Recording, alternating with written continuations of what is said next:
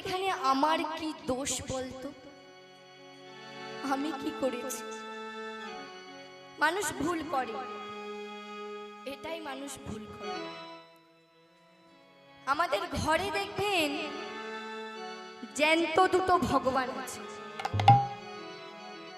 জ্যান্ত ভগবানকে বাবা এবং মা।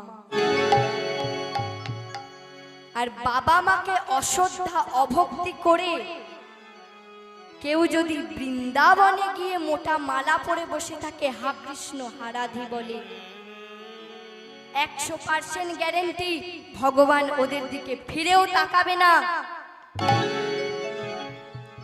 আগে ঘরের ভগবানকে সেবা করো।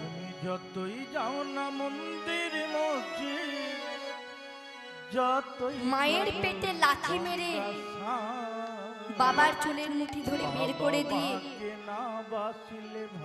কেউ যদি নবদ্বীপে গিয়ে তিলক সেবা করে ঘুরে বেড়ায়, হরে কৃষ্ণ বলতে থাকে, ভগবানের কৃপা কোনোদিনও পাবে না। আগে ঘরের ভগবানকে সেবা করো। ঘরের ভগবানকে সেবা করলে, ভক্তি করলে মন্দিরে যেতে হয় না, বৃন্দাবনে যেতে হয় না।